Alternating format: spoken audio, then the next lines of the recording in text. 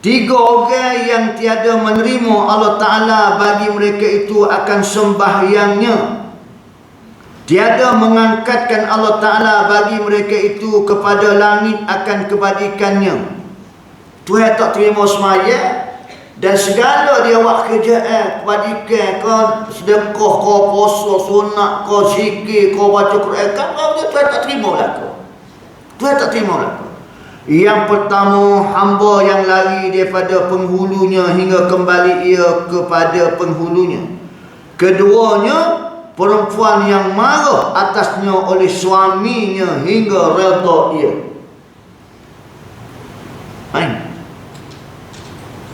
Hak dia nak ayat tu. Dalam kitab ni dalam bab muhimmat ni nak ayat tu. Hak yang kedua tu. Semayalah lekuk dari setara mana. Puasalah sunat setara mana. Ngajilah setara mana. Tapi bila suami tidak redha mu, hati dia marah kamu kerana atas dasar syarak, tak jadi pakam dia lah. Ambo ayat dulu dia masuk suami tak redha. Kelik cari lain molek. Agak-agak habis redha kau kat ambo. Dia masuk. Sialah kita. Orang tino rajin. Semaya tasbih, kupu di masjid. Tengoklah, kamu tahu lah. Di sekitar Kota Baru penuh orang tino.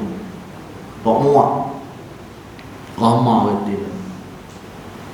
Oh jatuh payah kita nak kumpul semaya tasbih. Pasal dia tasbih sendiri dia tu. Nah, pasal dia ambil hak aula. Aula semaya sendiri. Sebab tu orang jatuh jari semua. Pokok dia.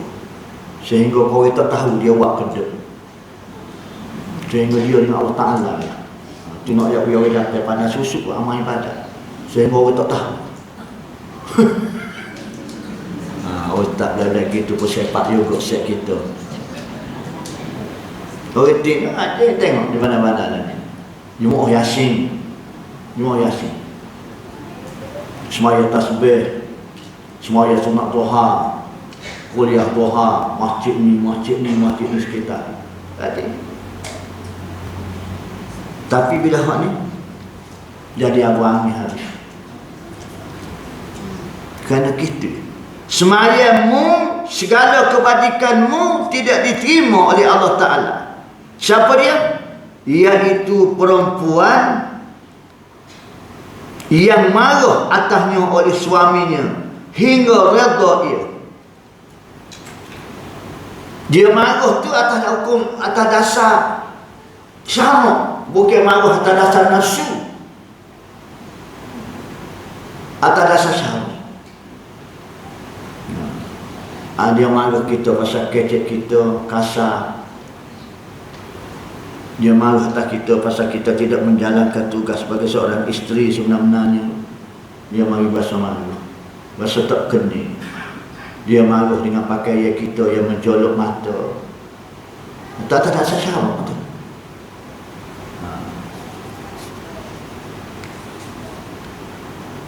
Tuhan tak terima sebenarnya. Bila tak ada dia orang tak sujud semaya, tak ada kita. Tak ada. Lepas tu jelujur dia semaya, puasa, tutup aurat, mengelah kali tu penapis filter dia yang akhir sekali taat ke suami. Kita balik mula. Semayamu aku terima bila suamimu redamu. Puasamu aku terima bila suamimu redamu. Mututup aurat dan sebagainya, suamimu reda, aku akan beri pahala belakang dia. Tapi kalau suamimu tidak redha, suamimu dalam kemarahan padamu, Gabriel kita. Yang ketiga, orang yang mabuk hingga jaga ia daripada mabuknya. Inilah orang tak sebui lesen ngaruk lah, tak sebui apa begini gitu. Pasal dia akan berluar rasa. Bila boleh beli mana-mana. Pengalaman hamba bertugas dulu waktu di Gua Musa. Budak-budak muda dia beli. Kakak kau tu terarut dalam botol tu. Kedai Cina ada di bandar Gumsek. Dia bubuh, dia balik dengan ketah. Sak kobar pun dia pun tak ada motosikal dia. Lepas tu ada hot jenis passion hot tea gitu. Hot dalam tea. Bokok pada tu pun boleh minum seperti itu. Bertambung. Akhir sekali jadi ke dia. Inilah pihak berkuasa duduk langgai. Kita tahulah. Wallahu a'lam. Pasal punca daripada arut ni lah akan pergi kepada benda-benda lain. Sepasal kisah di zaman para sahabat, para nabi dulu. Bila suruh zina, nak zina dia tak sih. Bila suruh kau tu tak sih. Pung minum arut. Bila dia mabuk, dia berzina. Bila dia mabuk, dia bunuh orang dia zina. Bermula daripada mabuk. Kita pun tukarlah. Kalau arut hari ni pergi kuda. Pasal dia bagi kakak hilang akal belakang. Hilang akal belakang. Bila dia hilang akal, bermula daripada dia hilang akal. Mabuk ni dia hilang akal. Pergi kuda dia hilang akal. Bila dia hilang akal, 1001 macam dia boleh buat belakang. Mak dia boleh bunuh. Pok dia boleh bunuh. Inilah orang tu royak suruh jaga anak. Takut jadi gini. Boleh lepas hamba dengan Ustaz Ali pergi buat forum di penjara macam. Hak duduk depan hamba tu 1,500 orang. Berbagai-bagai pakaian lah warna mengikut kategori salah. Hak hamba nak royak ni. Pengaruh penjara tu royak kat hamba. Hak macam.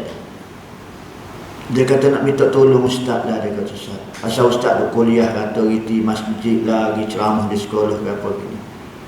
Tolong royak lah ustaz. Sekat hamba ditukarkan daripada Johor mari sini. Hamba tidak pernah terima pun anak Cina dengan anak India. Hamba tak pernah terima pun bahasa tu masuk sini. Kebanyakan kita lah ustaz. Ustaz tolong royak lah. Cukup-cukup pun abayan sungguh orang kita jaga ni. Tak cukup boleh minta dari nak masuk. Tak cukup boleh. Amo popular dalam penjara. Nama apa minat? Amo pergi ceramah di penjara Kadipo, Hot Tino, Hot Jata, macam. Popok dia tu kalau pun tengok amo tepuk takmir selalu, dia suka kat apa. Dia pun goyak ke kawan-kawan dia kata kalau nak jemput ceramah agama, jemput Ustaz Muhtar. Dia suka. Sebab apa dia suka kat apa? Pasal apa kata, syabas dan tahniah anda dipilih untuk berada di sini.